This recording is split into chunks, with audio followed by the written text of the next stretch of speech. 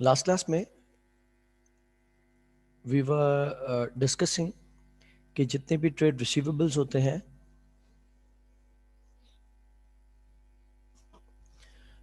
रहमान ठीक है, अगर आपके पास इंटरनेट का इशू है तो you will ultimately be getting the recording, तो उससे भी देख लीजिएगा। बाकी अटेंडेंस की टेंशन नहीं है, वो मैं देख लूंगा। ओके, तो क्रिएशन ऑफ ट्रेड रिसीवेबल्स होती है जब भी हमारा बिजनेस क्रेडिट पे सेल करता है। तो जब तक कस्टमर हमें पैसे नहीं देते, हम उसको एक एसेट की हैसियत में शो करते हैं as trade receivables.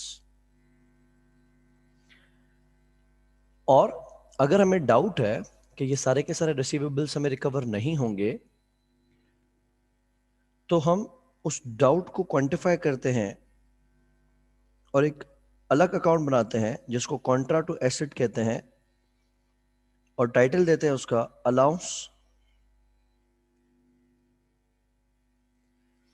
For doubtful dates.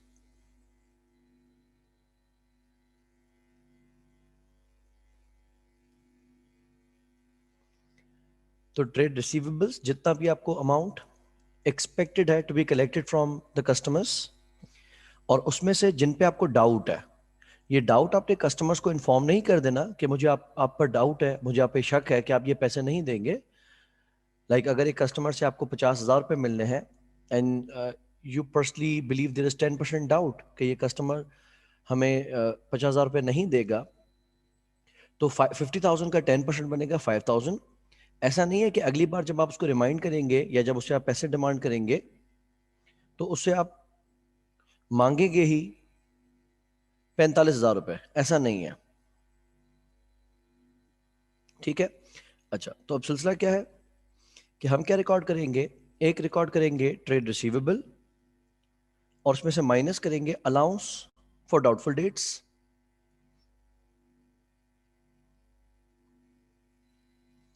ये आ जाएंगे हमारे पास नेट रिसीवेबल्स,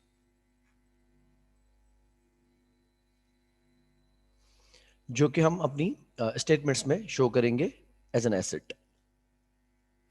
अब अलाउंस फॉर डाउटफुल डेट को कैसे क्वांटिफाई किया जाएगा, कैसे मेजर किया जाएगा, उसके हमने कुछ तरीके देखे थे,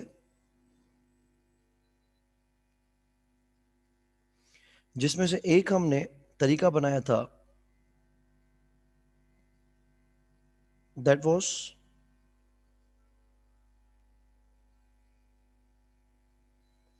जनरल अलाउंस। जनरल अलाउंस का मकसद क्या है कि हम तमाम कस्टमर्स के ऊपर जो रिस्क ऑफ इरिकवरी, जो डाउट ऑफ इरिकवरी रख रहे हैं, वो सेम है। तो इस पे हमने क्या कर दिया, एक परसेंटेज सेट कर दी ऑफ ऑल रिसीवेबल्स।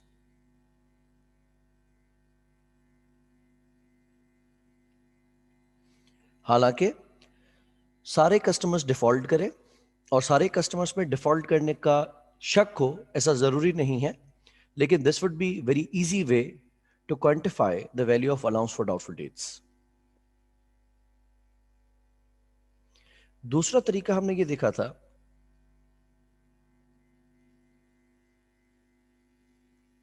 कि हम कस्टमर के ऊपर इशारा करके अपना शक बताते कि हमारा जो कस्टमर लेट्स से कोई अहमद है, उस पर हमें इतना डाउट है, कोई करीम है उस पर इतना डाउट है, कोई शकूर है उस पर इतना डाउट है। तो हमारे जितने भी कस्टमर्स हैं, इफ दीज आर इंडिविजुअल्स या if these are companies, if these are running businesses, तो हमें उन कस्टमर्स से रिकवरी का कितना डाउट है, हम हर एक कस्टमर के ऊपर अलग परसेंटेज असाइन करें, that is specific allowance.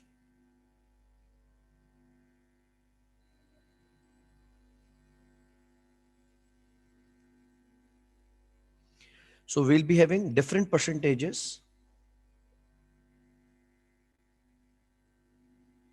For different customers.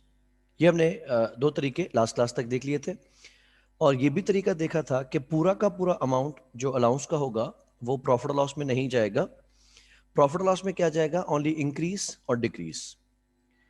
बहरहाल तीसरे तरीके की तरफ आते हैं और फिर उसकी अकाउंटिंग ट्रीटमेंट रिपीट करेंगे। इसका तीसरा तरीका है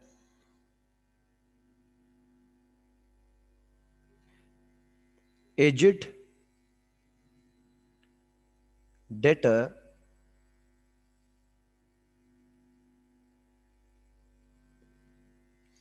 एनालिसिस। एजेड डेटा एनालिसिस का मकसद क्या है कि हम ये देखेंगे कि कौन से इनवॉइस को, कौन से रिसीवेबल को कितना टाइम हो चुका है, और यहां पे हम परसेंटेज लगाएंगे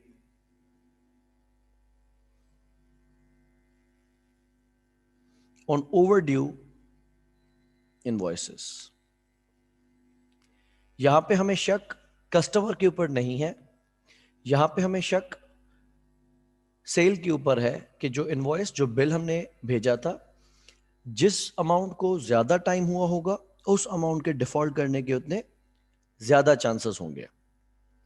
तो हम ये एनालिसिस बनाएंगे किस तरीके से? लेट्स से फॉर इंस्टेंस हमारी कंपनी के पास टोटल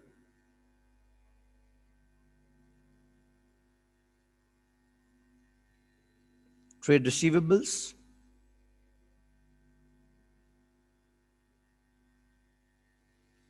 एट 30th November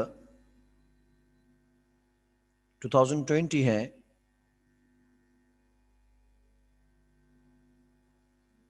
1,780,000 के। टोटल रिसीवेबल 17,80,000 के हैं। हम इसकी एनालिसिस करेंगे on the basis of age. Analyse करना मतलब हम इसको कैटेगराइज करेंगे, इसको हम डिवाइड करेंगे on the basis of their as.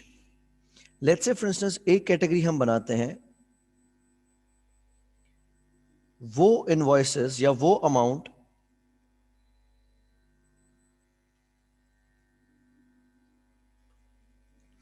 जिनको अभी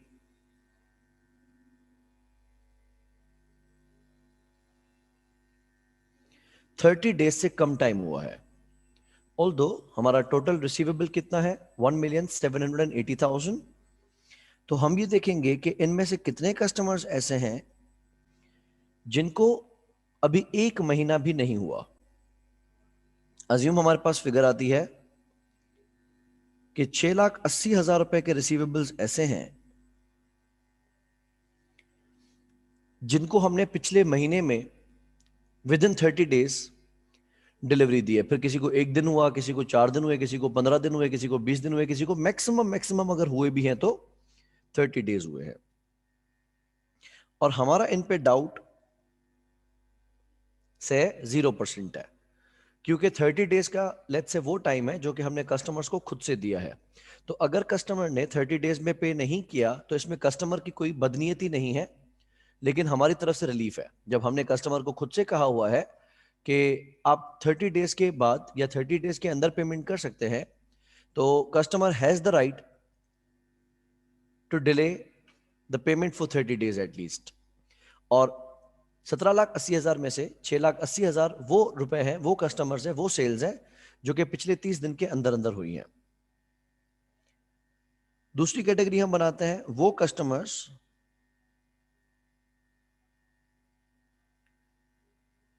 जिनको 30 डेज से ज्यादा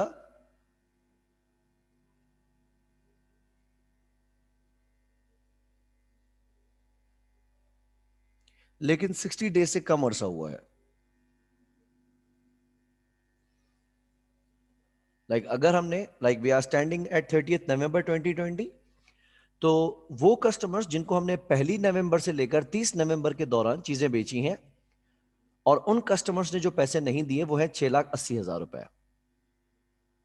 लेकिन जिन कस्टमर्स को मैंने अक्टूबर में चीज बेची होगी, अगर 1 अक्टूबर से लेकर 31 अक्टूबर तक मैंने किसी को चीज बेची होगी, तो उन कस्टमर्स को 30 डेज से तो ज्यादा अरसा हो चुका है ऑब्वियसली, लेकिन अभी 60 डेज से ज्यादा अरसा नहीं हुआ। फेयर? तो अगर किसी कस्टमर को लेट्स से मैंने 10 अक्टूबर पे चीज बेची होगी, गुड्स दिए होंगे, और उसने 30 नवंबर 2020 तक मुझे कोई अमाउंट पे नहीं किया, तो इसका मकसद 30 डेज यानी नवंबर के जो 30 दिन है वो तो उसको हो ही चुके हैं, वो तो लेट हो चुका है, लेकिन अक्टूबर के 20 दिन यानी टोटल उसको 50 डेज हुए हैं और उसने मुझे पे नहीं किया। तो ये कैटेगरी हमने बनाई, वो कस्टमर्स जिनको 30 दिन से ज्यादा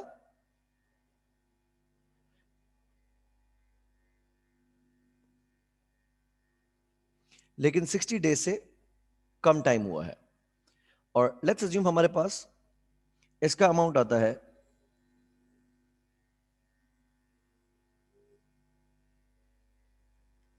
4 लाख रुपए। हमारा ये मानना है कि वो कस्टमर्स जिनको 30 दिन से ज्यादा हो चुका है लेकिन 60 दिन से कम टाइम हुआ है, उनमें रिस्क तो है लेकिन बहुत ज्यादा रिस्क नहीं है। सो लेट्स से हम अपने तरफ से एक रिस्क ऑफ डिफॉल्ट रखते हैं, 3% चांसेस है कि इनमें से पैसे नहीं मिलेंगे। सिमिलरली हम कैटेगरी बनाएंगे कि वो कस्टमर्स जिनको 60 डेज से ज्यादा टाइम हो चुका है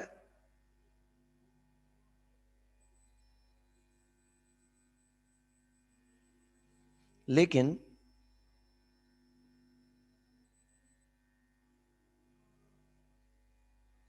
अभी 90 डेज से कम अरसा गुजरा है।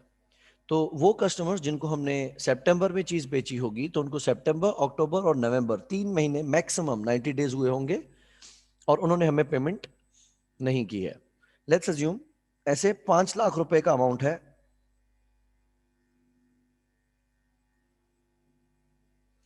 जो कि हमें मिला नहीं है, और हमारे अंदाजे के मुताबिक जिन कस्टमर्स को 2 महीने से ज्यादा टाइम हो चुका होता है, उनमें चांस ऑफ बैंक्रप्सी, उनमें चांसेस ऑफ डिफॉल्ट बढ़ जाते हैं और वो 5% तक पहुंच जाते हैं।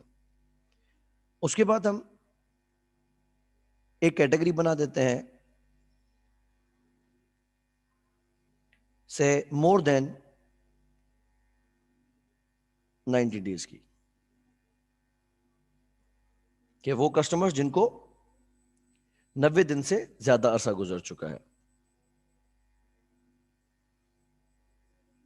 और लेट्स अज्यूम 2 लाख रुपए के ऐसे कस्टमर्स हैं या 2 लाख रुपए के ऐसे रिसीवेबल्स हैं जिनको 90 दिन से ज्यादा अरसा हो चुका है। अब 90 दिन से ज्यादा मतलब 3 महीने से ज्यादा, फिर उसको 4 महीने हुए हो, 5 महीने हो, 6 महीने हो, 8 महीने हो, 10 महीने हो गए हो, और उन पे हमें जो डाउट ऑफ डिफॉल्ट है वो 10% है।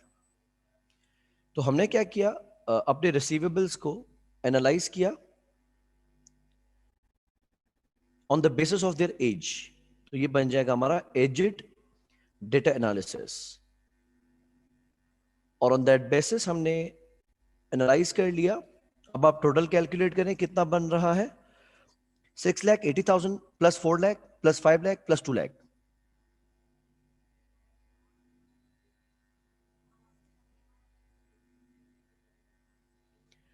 ये वो कस्टमर्स हैं, टोटल अमाउंट बना 17,80,000 का। ठीक है प्रिया।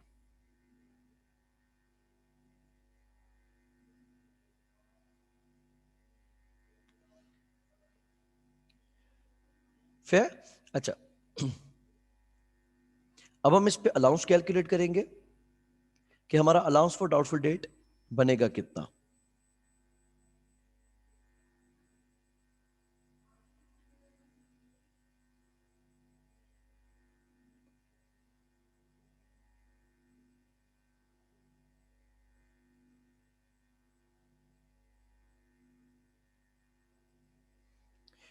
ये हम कैसे बनाएंगे, जिनको लेस देन 30 डेज हुए हैं उनमें हमें चांस ऑफ डिफॉल्ट 0 है,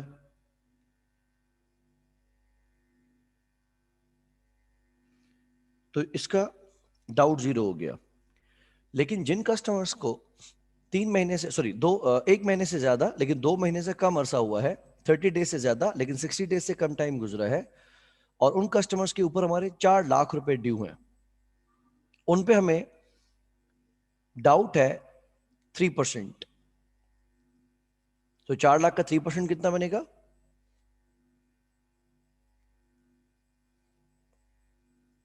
12,000।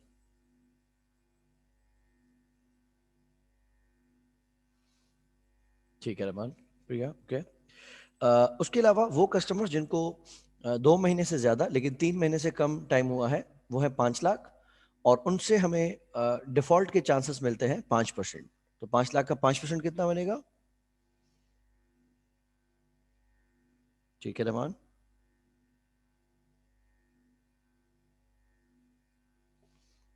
Fair Shabi. So this is 25,000.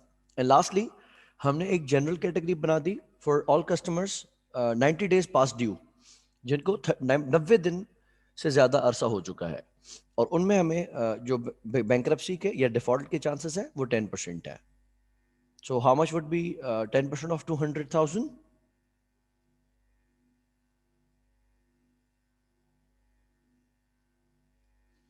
20,000। Fair. तो टोटल हमारा अलाउंस कितना बन गया?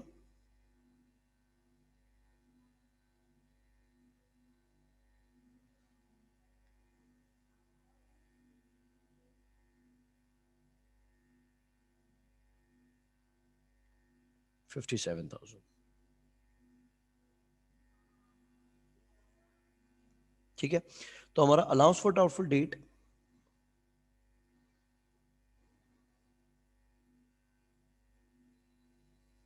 As eight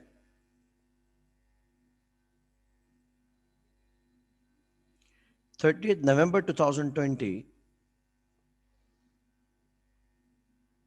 is 57,000।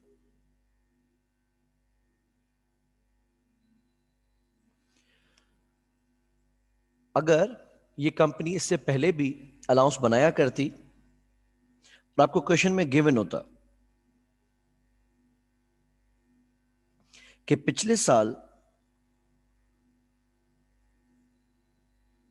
30 नवंबर 2019 पे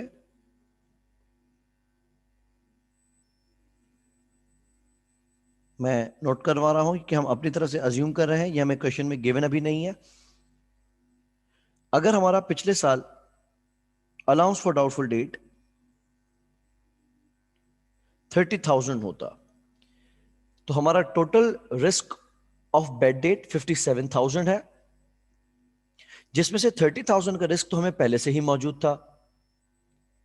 तो इस साल रिस्क में इजाफा कितना हुआ है?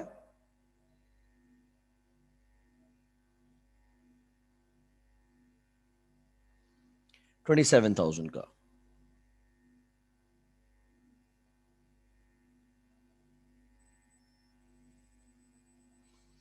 तो इस साल हम जब प्रॉफिट लॉस बनाएंगे, उसमें एक्सपेंस जो शो किया जाएगा वो सिर्फ 27,000 का शो किया जाएगा। तो हम इसकी डबल एंट्री क्या कर सकते हैं? हम डेबिट करेंगे एज रिसीवेबल एक्सपेंस या बेड डेट एक्सपेंस,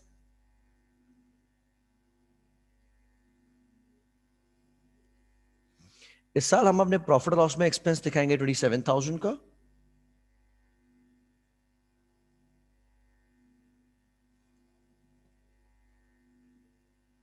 और क्रेडिट करेंगे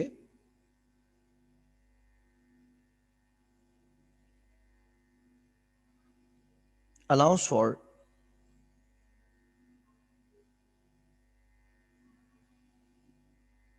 doubtful debts 27,000।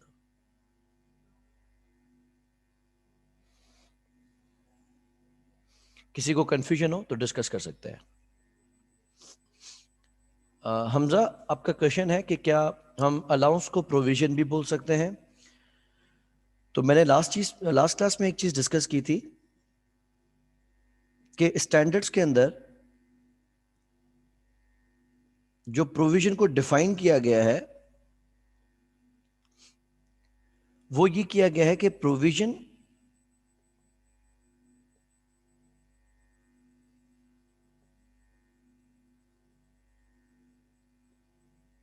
Is a liability. ठीक है, तो प्रोविजन की डेफिनेशन का पहला हिस्सा है that provision is a liability.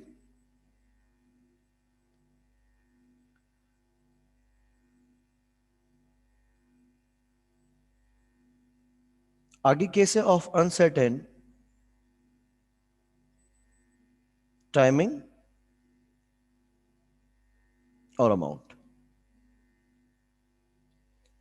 तो अलाउंसेस इस डेफिनेशन का आधा हिस्सा तो मीट कर रहा है, लाइक अनसर्टेन टाइमिंग और अनसर्टेन अमाउंट की अगर हम बात करें तो वहां तक तो हम ठीक है, क्योंकि हमें डाउट है, हमें अनसर्टेन है कि हमारे कस्टमर्स में से कुछ कस्टमर्स हमें पैसे नहीं देंगे, तो अनसर्टेनिटी तो अपनी जगह पे मौजूद है। लेकिन अगर हम ये कहें कि क्या ये लायबिलिटी है,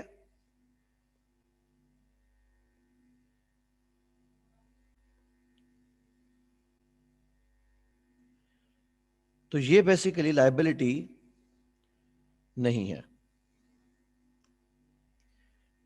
लायबिलिटी के लिए जरूरत होती है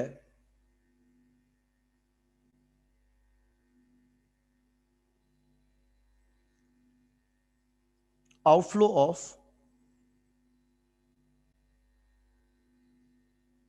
इकोनॉमिक बेनिफिट्स की। तो अगर आपने कोई पेमेंट करनी है या कोई सर्विसेज देनी है या कोई बेनिफिट्स देने हैं, अगर आउटफ्लो होना है बेनिफिट्स का, अगर कैश हमने देना है तो उसको हम लायबिलिटी कह सकते हैं। लेकिन एक अमाउंट मिलेगा नहीं इज समथिंग डिफरेंट, एक अमाउंट देना है इज समथिंग डिफरेंट। तो इनफ्लो ना होना और आउटफ्लो होना दो अलग अलग चीजें हैं। इस वजह से क्योंकि ये अलाउंस फॉर रिसीवेबल्स प्रोविजन की डेफिनेशन मीट नहीं कर रहा, since it's not a liability, तो हम इसको provision for doubtful dates refer नहीं कर सकते। नॉर्मली आपने जब पुरानी अकाउंटिंग पढ़ी होगी या ओ लेवल्स ए लेवल्स के अंदर पढ़ी होगी या इंटरमीडिएट कॉमर्स के अंदर अगर आप देखें या अभी भी हमारी पुरानी बुक्स के अंदर देखें, फ्रैंकफर्ट के अंदर आप देखें, जो अपडेटेड नहीं होती हैं, तो उसमें दो तरह की प्रोविजंस हम बनाते हैं। एक हम वर्ड यूज करते हैं जो अभी आपने यूज किया, that is provision for receivables.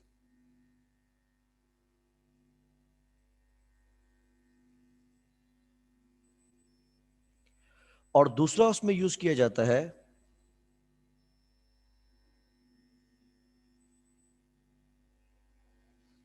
Provisions for depreciation. ये दोनों नाम इस्तेमाल करना गलत है।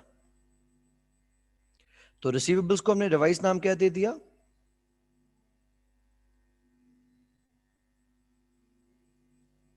Simply allowance for receivables.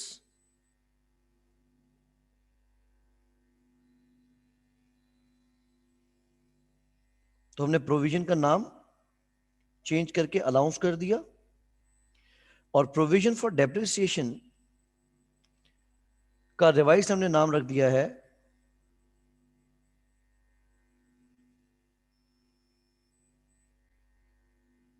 As accumulated depreciation.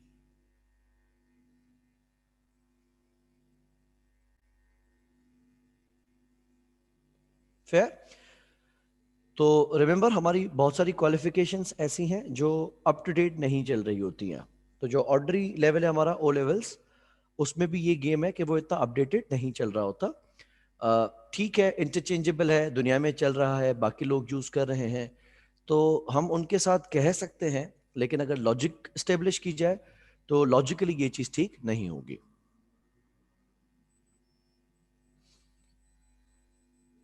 Alright, किसी और को कोई कंफ्यूजन है यहाँ तक, या हम आगे बढ़े?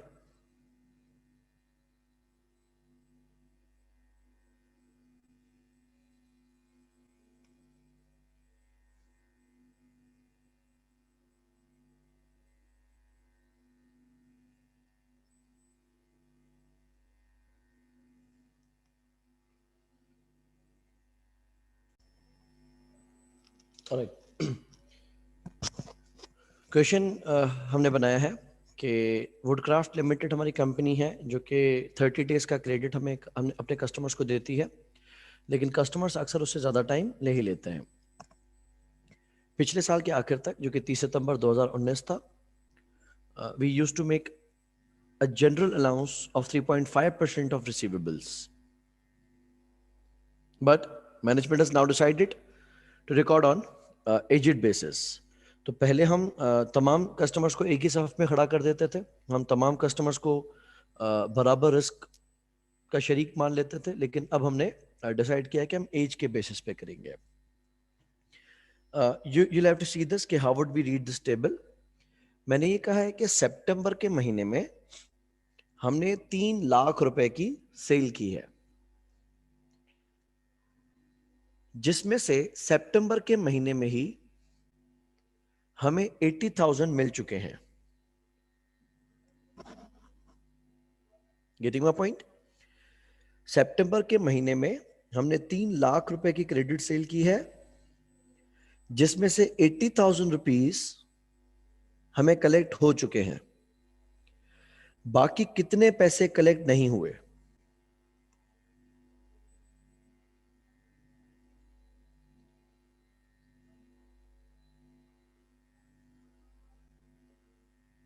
$2,20,000, ठीक हो गया, करेक्ट जाए। तो 3 लाख में से 80,000 मिल गए, बाकी 2,20,000 हमें अभी नहीं मिले। इसी तरीके से अगस्त में हमने सेल्स की हैं 380,000, 3,80,000 की, जिसमें से अगस्त में हमें मिल गए थे लाख रुपए और सितंबर में मिल गए 1,80,000। तो अगस्त के इनवॉइसेस में से, अगस्त की सेल्स में से कितने पैसे अभी तक नहीं रिकवर हो सके?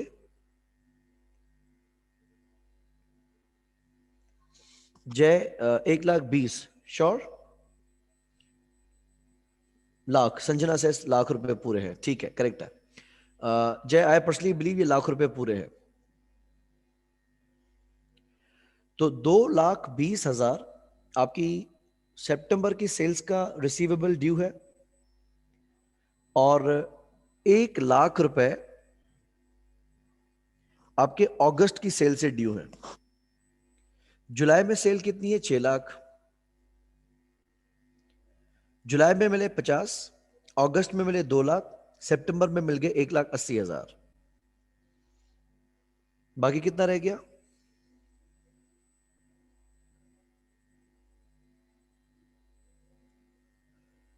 1,70,000। Okay, Shabi and Priya and Haniya, okay, verified. तो 1,70,000 ड्यू है from the sale of July. इसी तरीके से जून में सेल की थी 2 लाख, जून में ही मिल गए 10,000, जुलाई में मिले 90,000, अगस्त में मिले 30,000, सितंबर में मिले 30,000।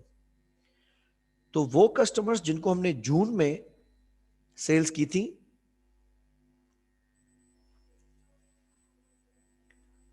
सितंबर 2020 तक उनमें से कितने पैसे अनकलेक्टेड है?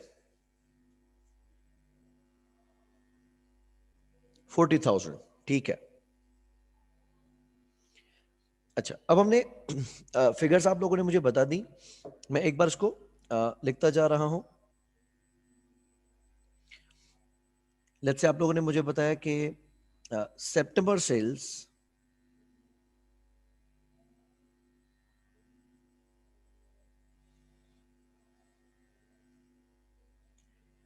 में से जो बैलेंस ड्यू है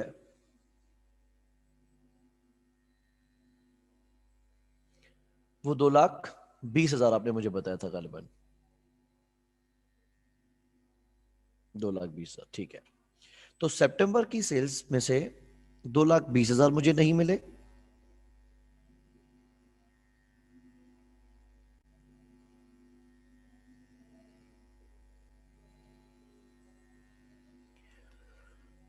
अगस्त की सेल्स में से आपने मुझे 1 लाख रुपए बताए।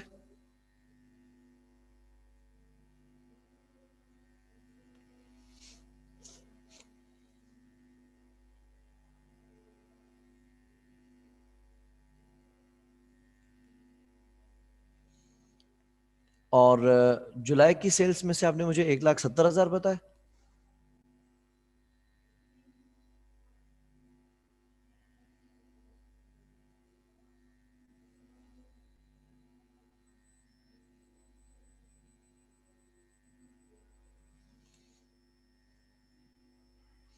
जून की सेल्स में से आपने कहा 40,000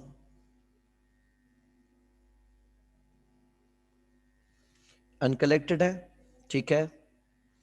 मई की सेल का क्या सीन है?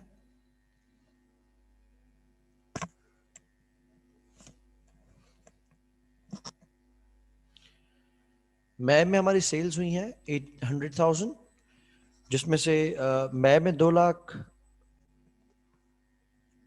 जून में 1 लाख, जुलाई में 2 लाख, अगस्त में 1.5 लाख एंड देन 25,000 मिले हैं। तो दो आंसर्स मेरे पास आए हैं 1.25 लाख रुपए के। दैट मीन्स कि हमें मई की सेल्स में से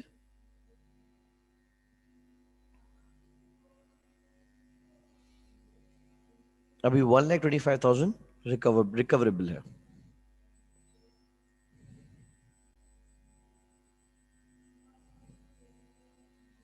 लास्टली अप्रैल की सेल, शाह हसन का कहना है 1,30,000।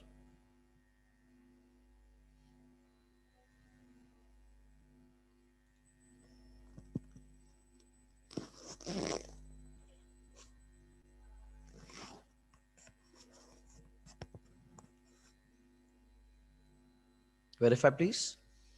अप्रैल की सेल से 1,30,000 हो गई, शबी का भी आंसर आ गया, ठीक है।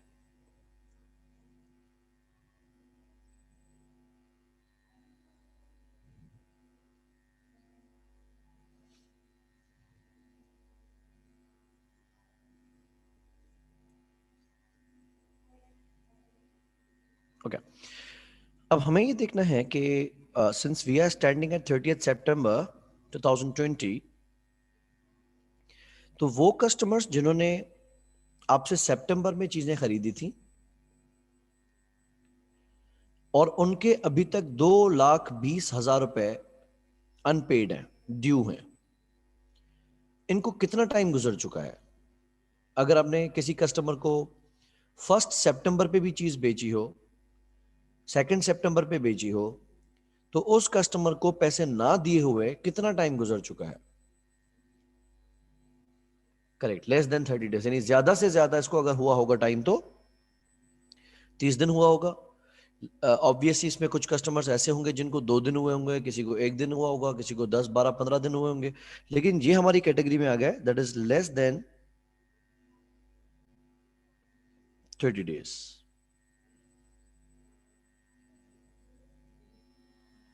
ओके, वो कस्टमर्स जिन्होंने हमसे अगस्त में परचेजेस की होंगी, यानी जिनको हमने अगस्त में सेल्स की हैं, तो अगर हमने उनको 1 अगस्त पे भी बेचा हो तो अगस्त के 30 दिन, नवंबर के 30 दिन, सॉरी सितंबर के 30 दिन, फिर किसी को हमने 4 अगस्त पे बेचा होगा, किसी को 10 अगस्त पे बेचा होगा, तो उनको 30 दिन से तो फॉर श्योर ज्यादा टाइम हो चुका है, क्योंकि सितंबर से तो पहले ही खरीदी है उन्होंने, लेकिन 60 डेज से कम टाइम हुआ है, ठीक है। तो दूसरी कैटेगरी में आ गया मोर देन 30, लेस देन 60 डेज की कैटेगरी में आ गई है। फिर जुलाई, अगर कुछ कस्टमर्स ने हमसे जुलाई में चीज खरीदी होगी तो उनको सितंबर का तो पूरा महीना, अगस्त का तो पूरा महीना हो चुका है, जुलाई का कुछ को तकरीबन पूरा महीना हुआ होगा, किसी को 10 दिन, किसी को 12 दिन, किसी को 15 दिन, किसी को 2 दिन हुए होंगे। यानी ये तो तय है कि 60 दिन से ज्यादा टाइम तो हो चुका है, तो ये हो गया मोर than 60 days and less than 30 days, correct. more than 60 days, less than 90 days. अच्छा, अब आते हैं जून। जून में जिन कस्टमर्स ने आपसे चीज ली, उनको जुलाई का तो पूरा महीना हो चुका है, अगस्त का पूरा महीना हो चुका है, और सितंबर का पूरा महीना हो चुका है। यानी 3 महीने तो गारंटीड है। उसके अलावा जून के भी 10, 12, 15, 20, 30 दिन हो चुके होंगे, तो ये आ गया हमारी कैटेगरी में, that is more than 90 days. मैं के कस्टमर्स को जून का पूरा महीना, जुलाई का पूरा महीना, अगस्त का पूरा महीना, सितंबर का पूरा महीना, यानी 120 दिन तो गारंटीड हो चुके हैं। उसके अलावा मई के जितने भी दिन हैं वो भी शामिल होंगे। तो इनको 120 दिन से ज्यादा टाइम गुजर चुका है, लेकिन हमने 120 दिन की कोई कैटेगरी नहीं रखी। हमने 90 दिन से ज्यादा कस्टमर्स, ज्यादा ड्यू वालों को एक ही सफ में खड़ा कर दिया, उनके लिए अलग कैटेगरी कोई नहीं बनाई।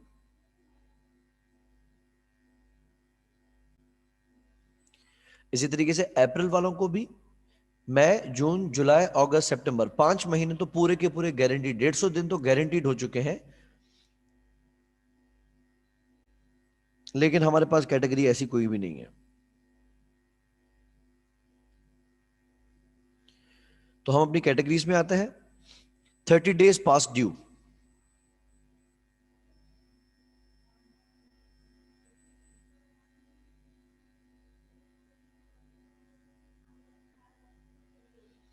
लेस देन 30 डेज में कितने कस्टमर्स हैं, कितना रिसीवेबल है, that is of September sales 220,000।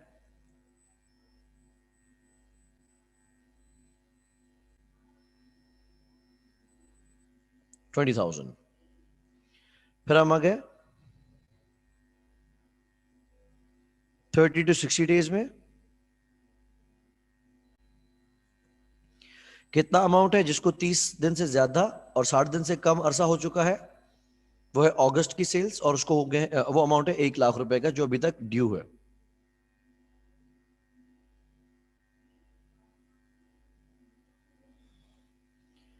तीसरी कैटेगरी है 60 दिन से लेकर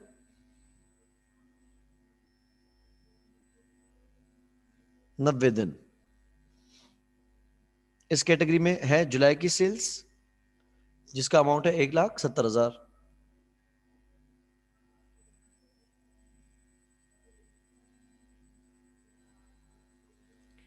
और लास्ट कैटेगरी है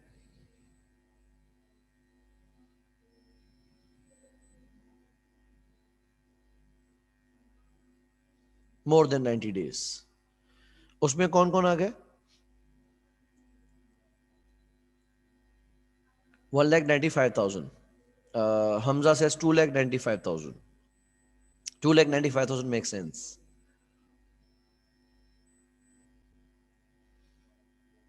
So it is 130, 125 and 40.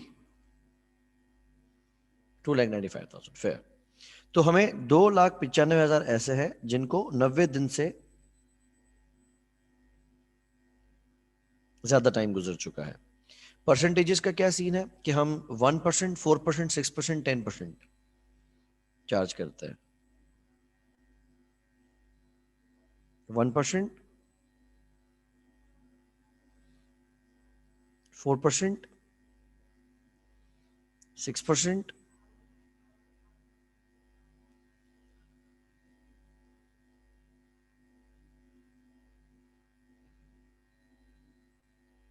and 10%।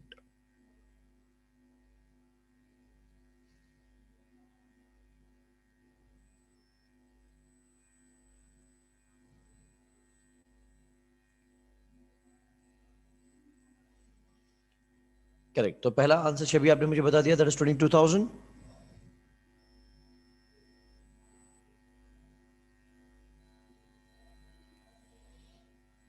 Then is 4,000 only.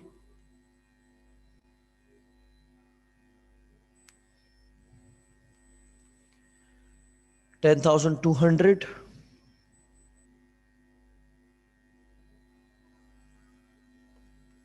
And lastly,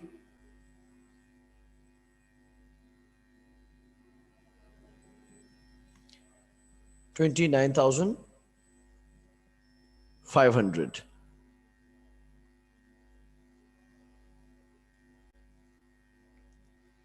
तो टोटल हमारा अलाउंस कितना है?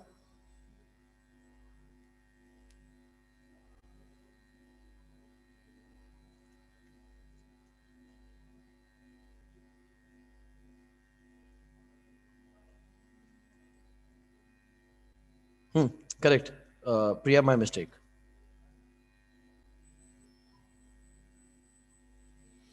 फर्स्ट का 2,200 होगा। यस मोहम्मद, बिल्कुल ठीक है, 2,200 होगा। Since it's not 10%, it's just 1%, तो this will be 2,200। Fair.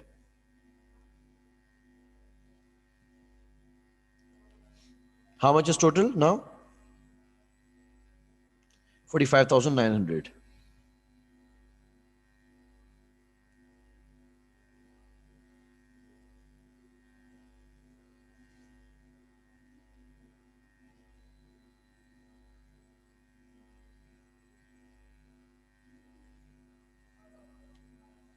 Agreed? Verify?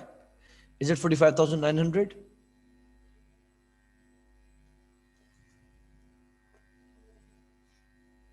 तो ये हो गया हमारा अलाउंस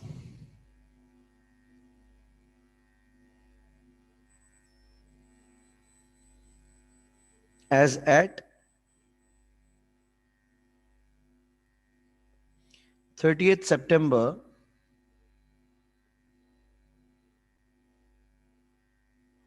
2020।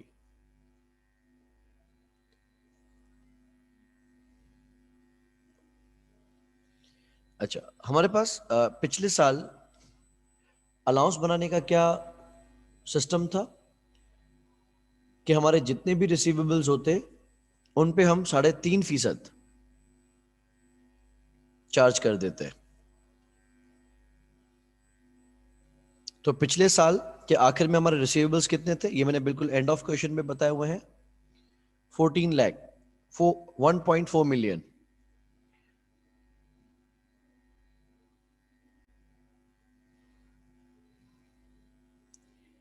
तो हमारा अलाउंस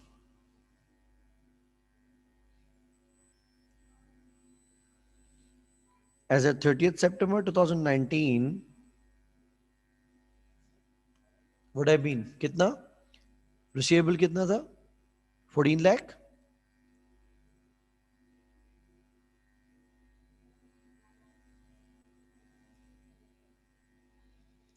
और अलाउंस हम कितना बनाते थे?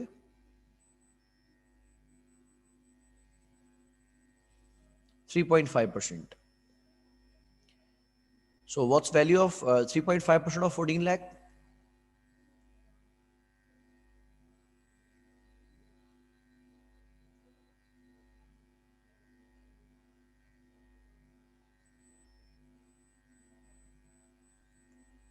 49,000, Shabi says. Verify the figure. 14 lakh का 3.5%। Okay, verified. It's 49,000.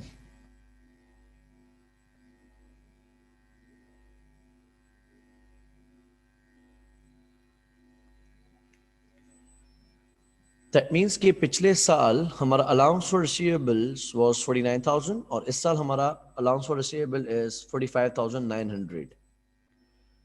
अलाउंस में डिक्रीज है या इंक्रीज है?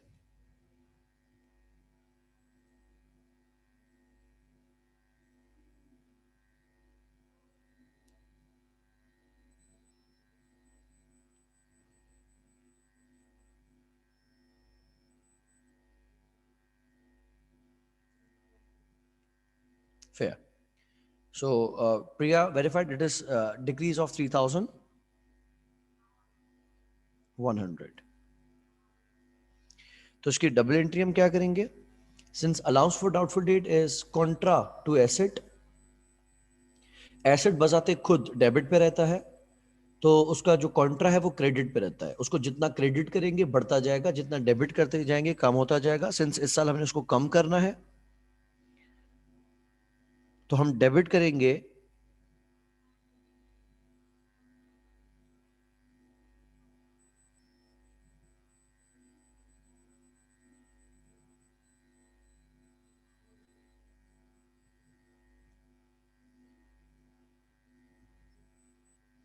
Allowance for doubtful debt by 3,100,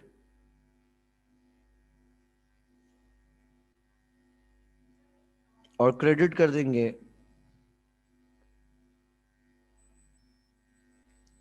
receivable expense.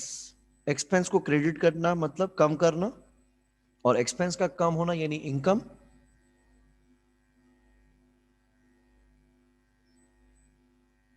Bye 3,100। अच्छा, अब हम कैलकुलेट करते हैं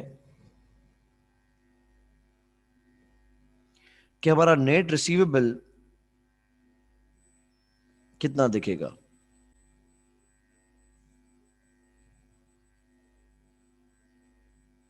30th September 2019 and 30th September 2020।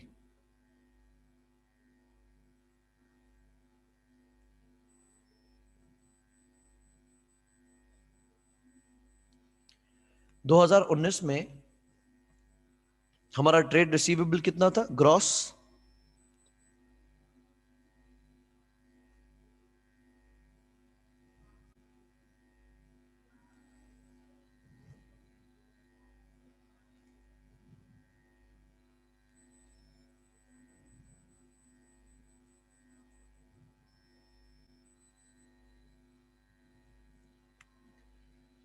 To 2019 में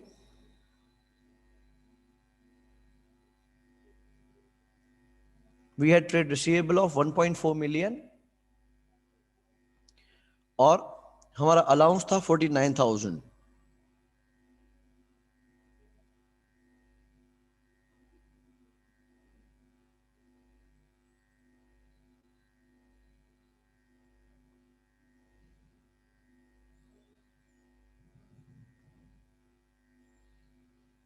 तो नेट रिसीवेबल कितना दिखाएंगे?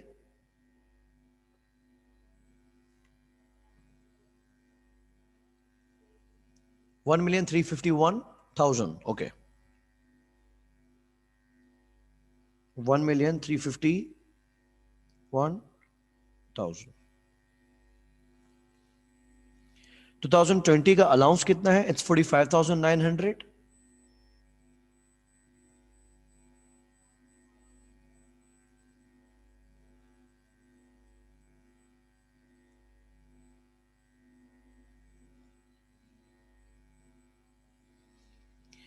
जबकि 2020 का हमारा रिसीवेबल कितना है?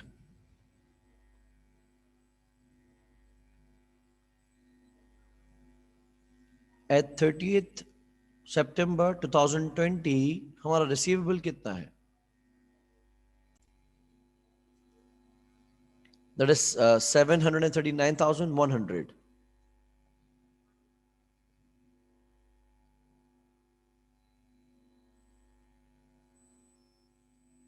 फेयर।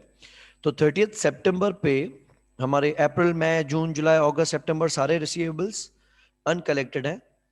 तो टोटल अमाउंट है 785,000, जिसमें से एजेड बेसिस पे we calculated that 45,900 are doubtful to be collected. Having deducted the allowance, हम जो रिसीवेबल दिखाएंगे एज ए 30th September 2020 वो 7,39,100 होगा।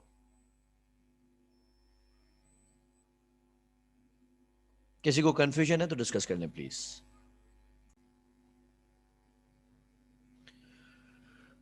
ओके, सो अब सिलसिला ये है कि हम हमारी कंपनी पहले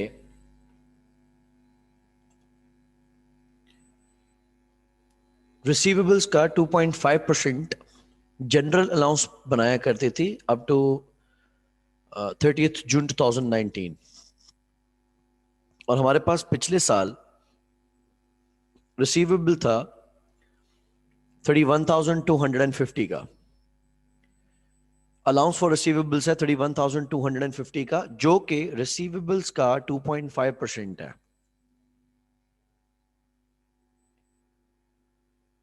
हमें यह नहीं बताया गया कि 30 जून 2019 पे रिसीवेबल्स थे कितने।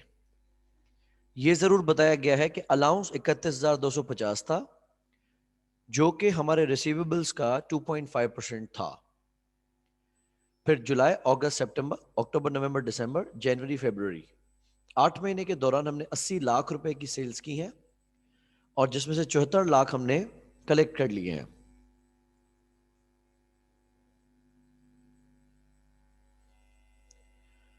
उसके अलावा हमने बाकी महीने जिसमें मार्च, जून, सॉरी मार्च, अप्रैल, मई, जून का टाइम है।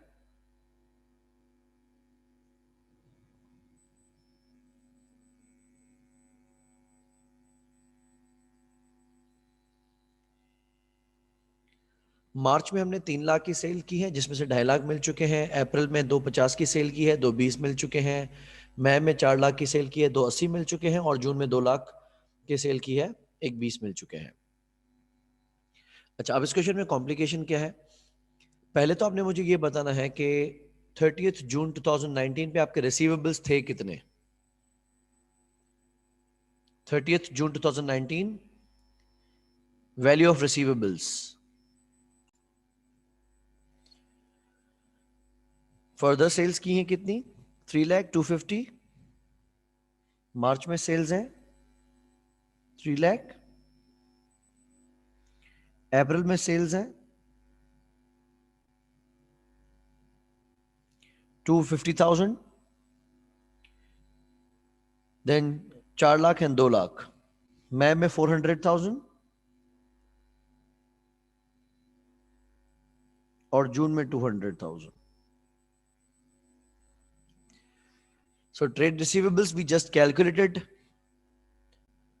as of 30th June 2019 were 12,50,000। और इस साल हमने फिर 80 लाख, 3 लाख, 2.5 लाख, 4 लाख, 2 लाख की सेल्स की हैं जिसकी वजह से हमारा रिसीवेबल बढ़ता है। इसमें से माइनस करते हैं हम कलेक्शंस कि हमने कस्टमर से कितने पैसे रिसीव कर लिए हैं। पहले 8 महीने में हमने 74 लाख रिसीव किए हैं।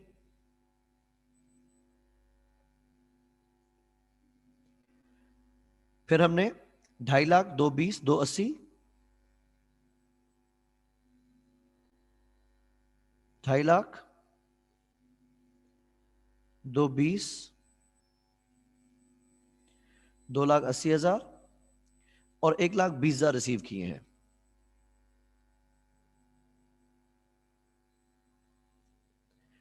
तो टोटल कलेक्शंस कितनी हो गई?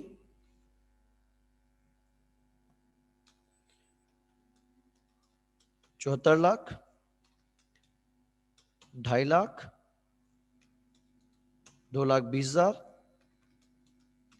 2,80,000, 1,20,000। तो ये है 8,270,000।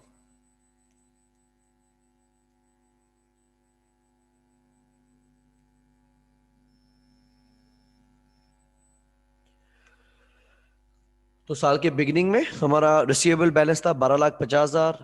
फिर हमने सेल्स की हैं और उसमें से कलेक्शंस हो गई हैं। तो हम कैलकुलेट करेंगे साल के आखिर में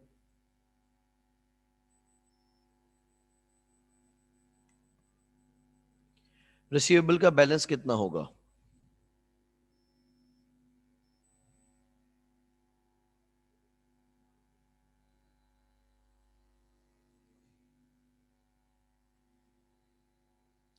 सो रिसीवेबल्स एज एट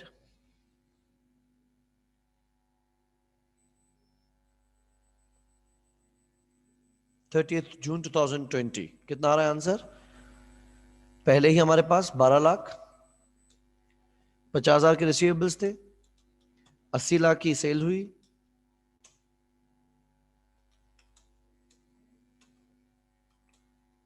3 लाख की सेल हुई, 2.5 लाख की सेल हुई, 4 लाख की सेल हुई और 2 लाख की सेल हुई। माइनस 8270 हमें मिल गया। मेरे पास इसका आंसर आ रहा है 21,30,000। Please verify.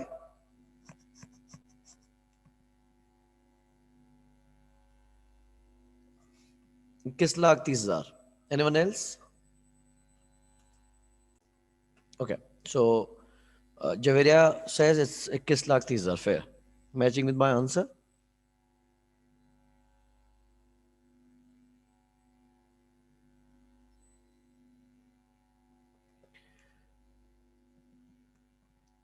अब इस 21,30,000 का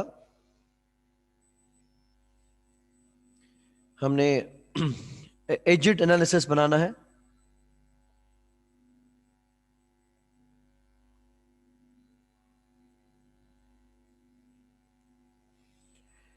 पहली कैटेगरी हम क्या बना रहे हैं?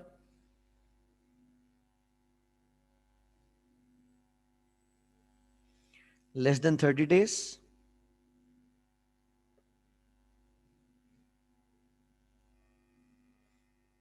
दूसरा more than 30 days to less than 60 days.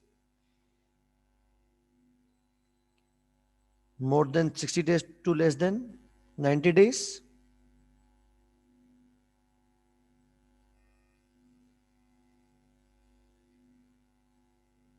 And more than 90 days. ध्यान रखेंगे हमारा टोटल रिसीवेबल कितना है? 2,130,000। जून। जून के महीने में सेल कितनी हुई है?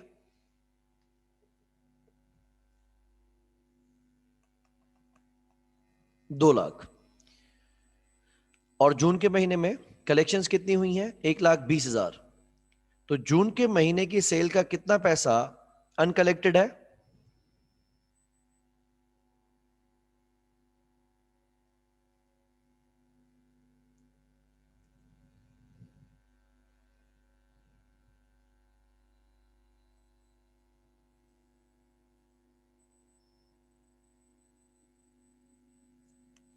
80,000। ठीक है, तो 80,000 है less than 30 days past due.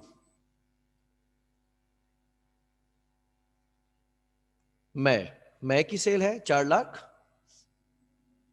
Collection है 280।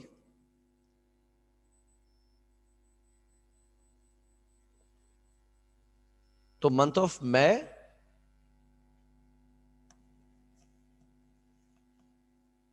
के कितने पैसे अनकलेक्टेड है?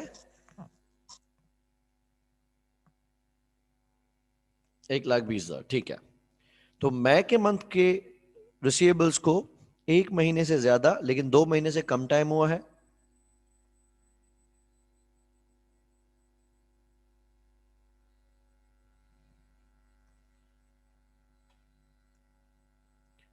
Greater than 60 days to less than 90 days.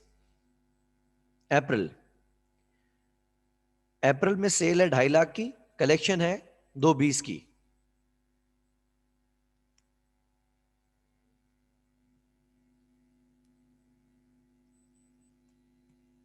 कितना बैलेंस रह गया?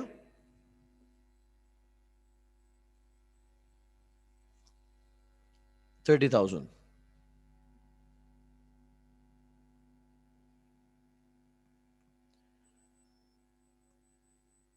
बाकी जो मार्च वाले हैं 50,000 वो, और उससे पुराने जितने भी रिसीवेबल्स हैं वो सब चले गए कैटेगरी ऑफ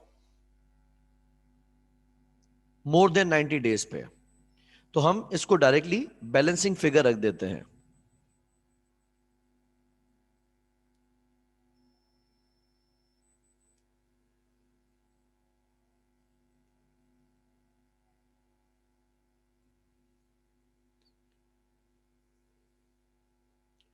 डिफरेंस कितना आ रहा है?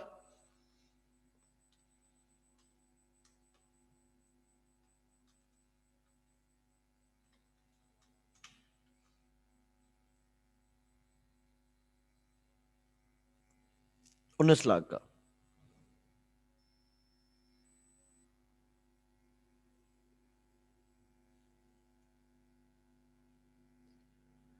ठीक है, इसमें मैंने मार्च को अलग नहीं किया क्योंकि अब मार्च और उससे पहले वाले जितने भी रिसीवेबल्स हैं वो सब एक ही साथ हो गए।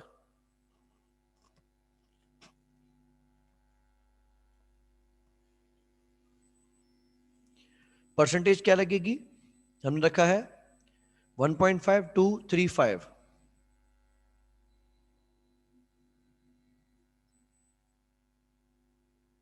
1.5%, 2%,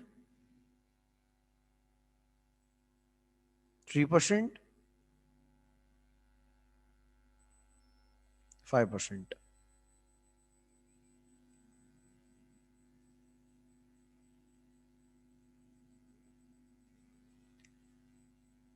फेयर। पहला हानिया आप किसका बता रहे हो? 80,000 का 1.5%, 1200।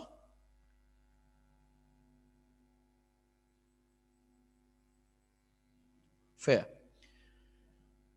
देन एक 20 का 2%,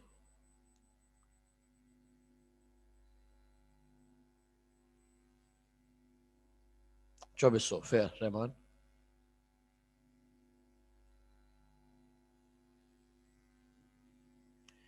नेक्स्ट 30,000 का 3%,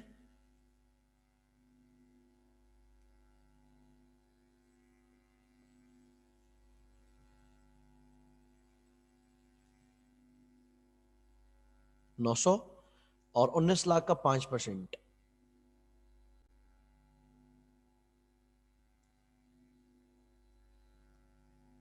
95,000।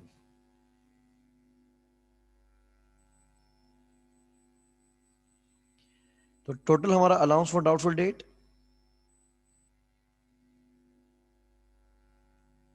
कितना बन रहा है?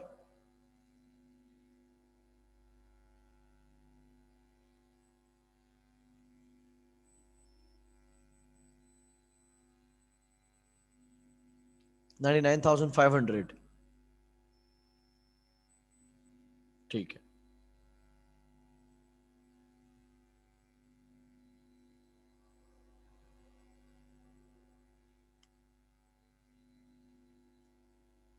फिर तो वी कैन सी कि हमारा अलाउंस फॉर डाउटफुल डेट पहले कितना था और अब कितना है।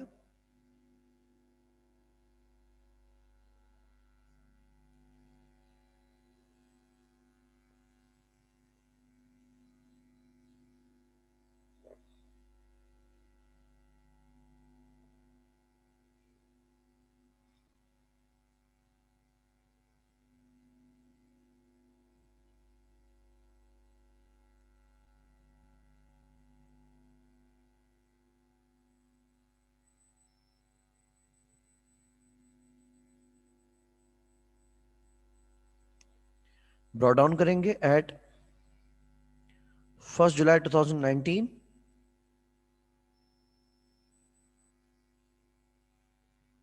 एज प्रोवाइडेड इन क्वेश्चन कि हमारे पास ट्रेड रिसीवेबल का जो अलाउंस था दैट वाज 31,250।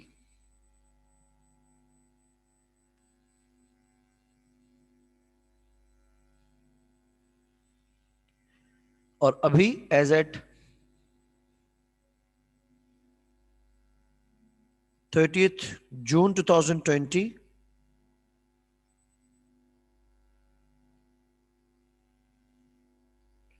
क्लोजिंग बैलेंस है 99,500। तो रिसीवेबल इंक्रीज हुआ है डिक्रीज हुआ है?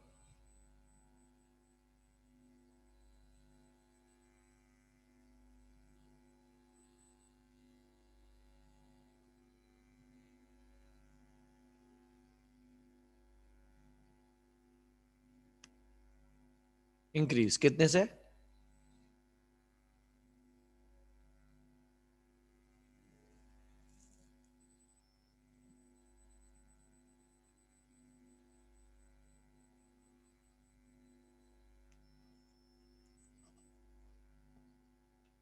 How much is difference? 68,250 Rahman. ठीक है।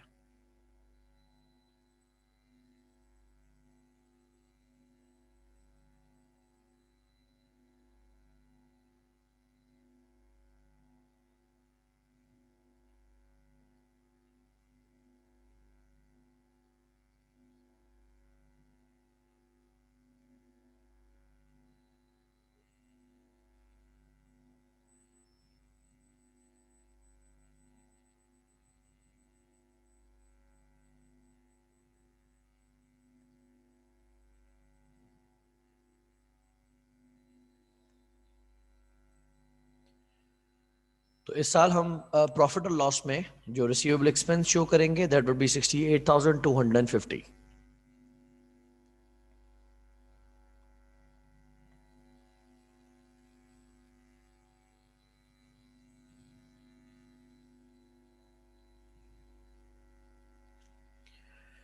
Receivables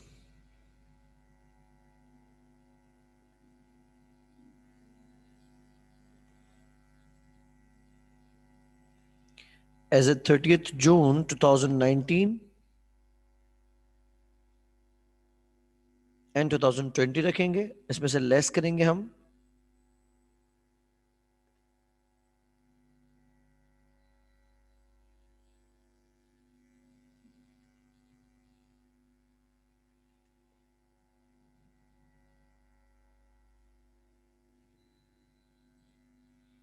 allowance for doubtful dates. So balance कितना था हमारा 30th जून 2019 पे?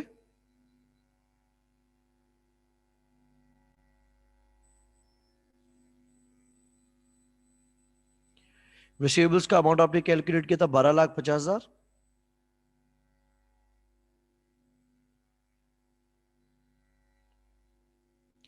जिसका 2.5% 31,250 हमारा अलाउंस था.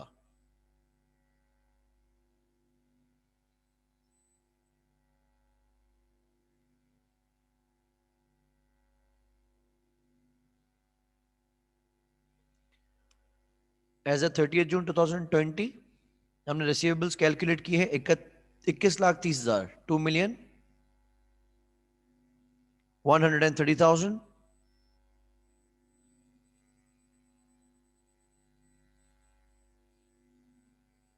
जिसमें से अलाउंस हमने बनाया है 99,500 का.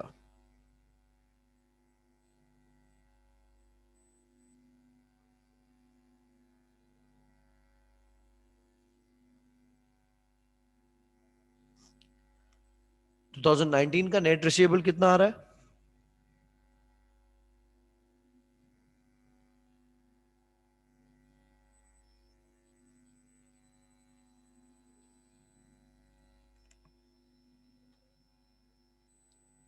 $1,218,750.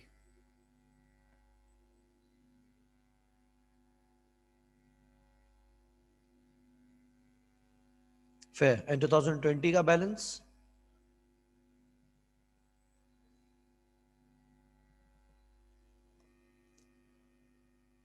$2,30,500. ठीक है, 2,30,500.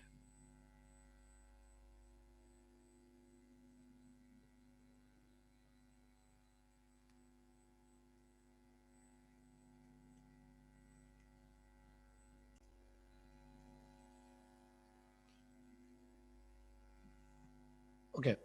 अब हम ये चीज देखते हैं कि रिसीवेबल्स को क्या क्या चीजें अफेक्ट करती हैं,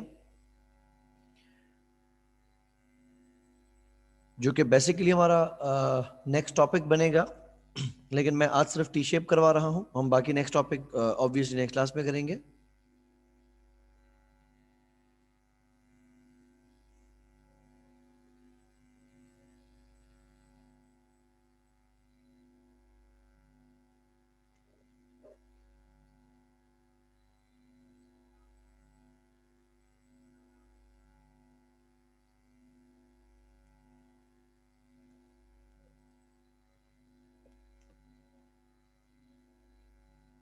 जय, थोड़ी देर में मैं आपसे टेस्ट का डिस्कस करता हूं और मैं ये शेयर कर दूंगा ग्रुप पे भी, और उसकी वीडियो भी अभी रिकॉर्डिंग पे चल रही है, तो we'll be sharing this on YouTube. मैं आप लोगों से लिंक शेयर कर दूंगा इसका.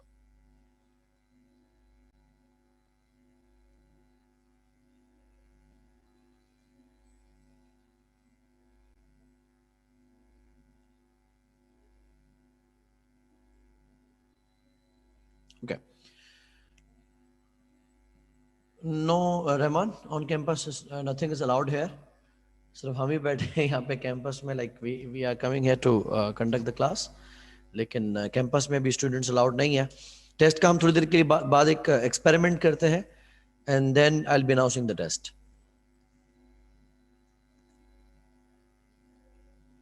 ओके, ट्रेड रिसीवेबल्स बेसिकली हमारा एक एसेट है। तो हम इसका ओपनिंग बैलेंस रखेंगे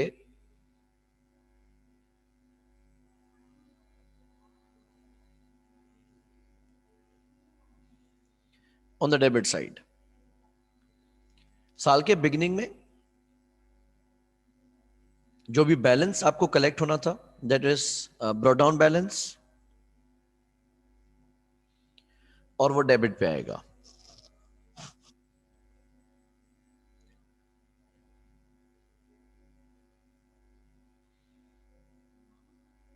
एक टर्म जो कि हम पास्ट में थोड़ा सा सिर्फ एक बार डिस्कस कर चुके हैं, आज हम थोड़ा इसको अंडरस्टैंड करते हैं।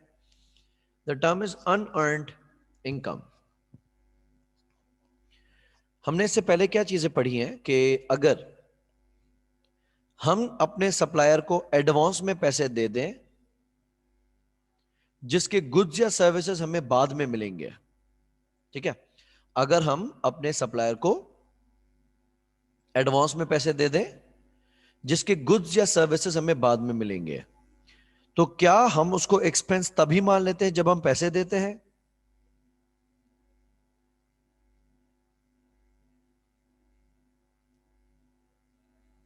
ऑब्वियसली नो, बिकॉज हम अक्रूवल कॉन्सेप्ट पे चलते हैं।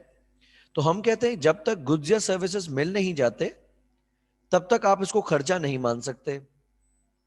तो अगर हम कभी एडवांस में पेमेंट करते हैं तो वो हमारे लिए होती है प्री पेमेंट, और वो बनता है एसेट। उसको हम तब तक एक्सपेंस नहीं मानते जब तक उसकी सर्विसेज हमें मिल नहीं जाती। ये हो गया केस नंबर 1। केस नंबर 2, अगर सर्विसेज हम पहले ले लेते हैं और पेमेंट हम बाद में करते हैं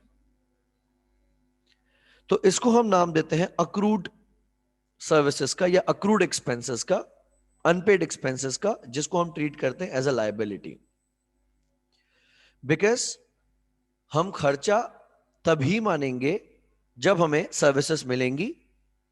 पेमेंट चाहे हम पहले करें या बाद में करें, मेक्स नो डिफरेंस, लेकिन खर्चा हम सर्विसेज के मिलने पे ही मानेंगे। अब हम कस्टमर के पॉइंट ऑफ व्यू से बात करते हैं। अगर कस्टमर को हम सर्विसेज दे दें, अगर कस्टमर को हम गुड्स दे दें और कस्टमर हमें पैसे बाद में देगा, हम कस्टमर को सर्विसेज दे दें लेकिन कस्टमर हमें पैसे बाद में देगा, हम रेवेन्यू कब मानेंगे? जब हम सर्विसेज देंगे या जब कस्टमर पैसे देगा? फेयर, जब हम सर्विस देंगे। तो हम अपना रेवेन्यू उसी टाइम रिकॉर्ड कर देंगे जब हम सर्विसेज दे देंगे, लेकिन पैसे तो मिले नहीं है, तो डेबिट हम कैश नहीं करेंगे बल्कि रिसीवेबल करेंगे। केस अब यूं घूमता है कि अगर कस्टमर हमें एडवांस में पैसे दे दे और हम उसको सर्विसेज बाद में देंगे, तो जब कस्टमर हमें एडवांस में पैसे दे दे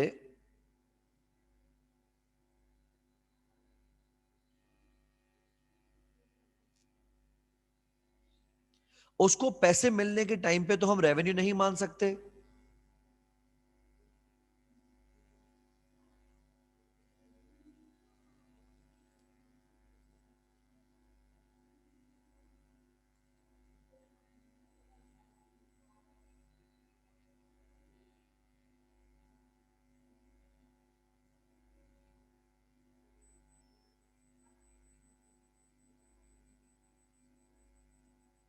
फेयर। अच्छा, अब होता क्या है कि जब कस्टमर हमें एडवांस में पैसे देता है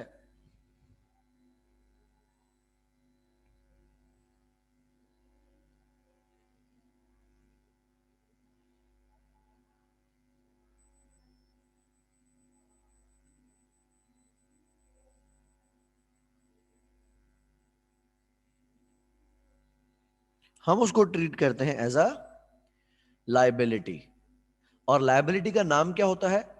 अनअर्न्ड इनकम। या अगर कस्टमर ने हमें ओवर पे कर दिया है तो हमारे ऊपर कस्टमर के पैसे आ जाएंगे। तो अक्सर ऐसा होगा कि ट्रेड रिसीवेबल से आपको पैसे मिलने होंगे।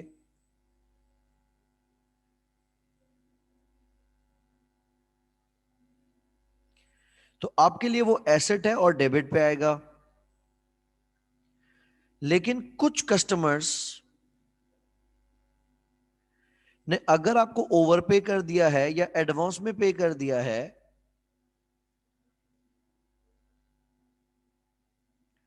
तो उसके वो पैसे हमारे लिए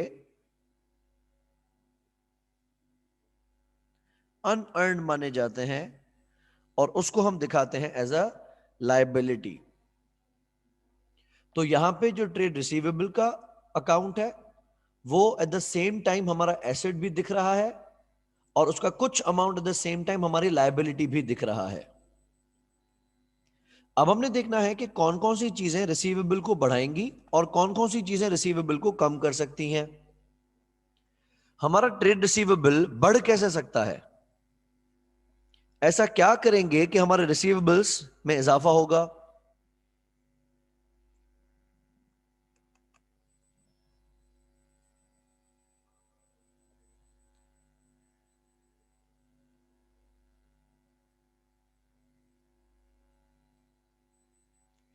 क्रेडिट सेल्स।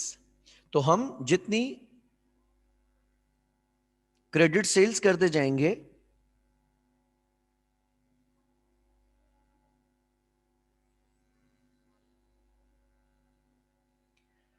उतने से ट्रेड रिसीवेबल डेबिट होता जाएगा। तो क्रेडिट सेल्स की वजह से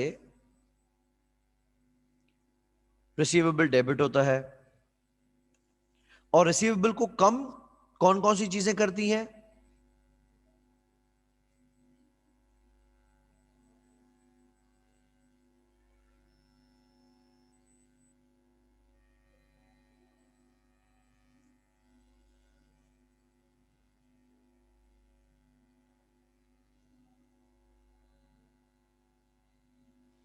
जितना भी अमाउंट हम कस्टमर से रिसीव करते हैं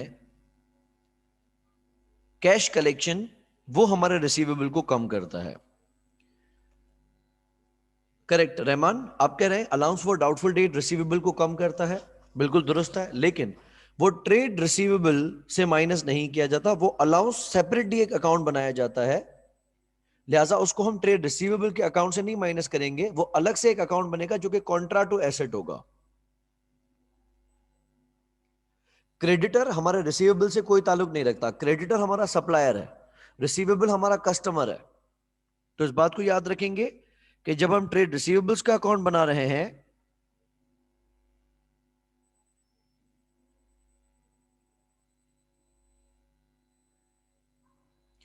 we are focusing on the customers only. अगर हम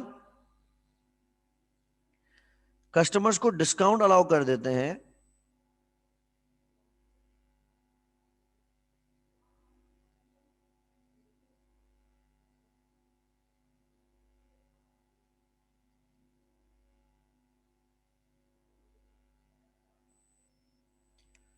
और डिस्काउंट अलाउड भी कौन सा?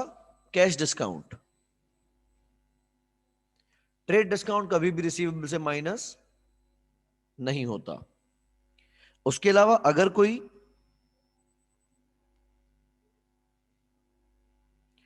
कस्टमर इररिकवरेबल डेट हो जाता है या बेड डेट हो जाता है, तो उस बेड डेट को भी हम रिसीवेबल से माइनस कर देते हैं। कभी कभार ऐसा भी हो सकता है कि जिन कस्टमर्स ने हमें एडवांस में पैसे दे दिए हम उनको रिफंड कर दें।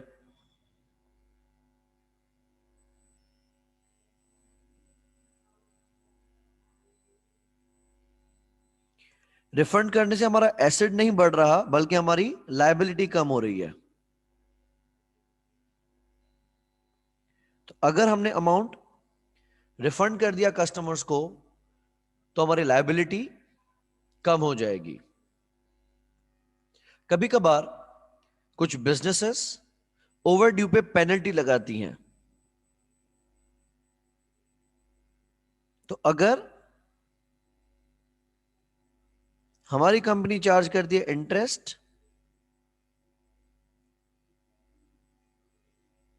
या पेनल्टी,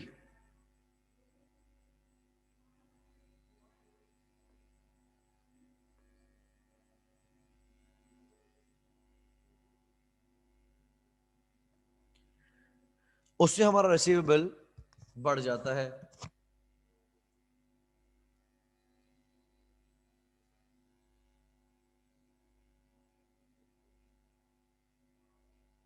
एट टाइम्स ऐसा होता है कि हमारा रिसीवेबल यानी हमारा कस्टमर और हमारा सप्लायर सेम पार्टी होती है।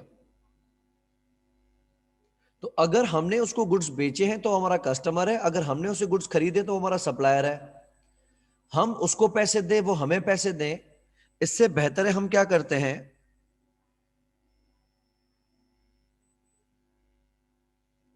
हम एक दूसरे का अकाउंट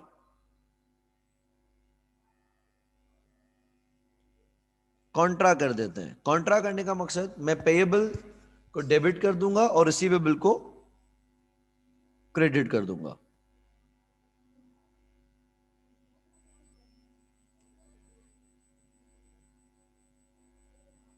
ठीक है, तो ये हमारे रिसीवेबल में आती है मूवमेंट्स। फिर साल के आखिर में हम देखेंगे कि हमारे कस्टमर्स का कितना पैसा हमारे पास एडवांस में आया हुआ है।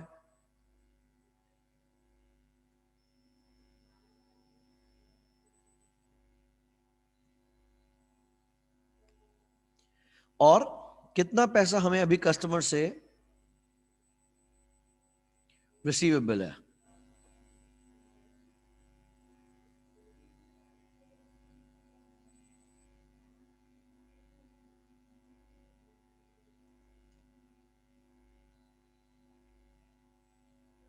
फिर तो जो अलाउंस फॉर डाउटफुल डेट है वो रिसीवेबल के अकाउंट से नहीं माइनस किया जाता, उसको हम सेपरेटली एक कॉन्ट्रा एसेट करके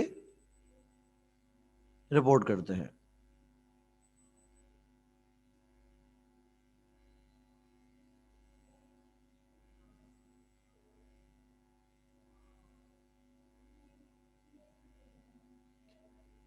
ये हमारा बनेगा ग्रॉस रिसीवेबल। और अनअर्न इनकम, अगर कस्टमर हमें एडवांस में पे कर देता है तो भी रहेगा वो कस्टमर ही, ऐसा नहीं है कि वो कस्टमर हमारा सप्लायर बन जाएगा।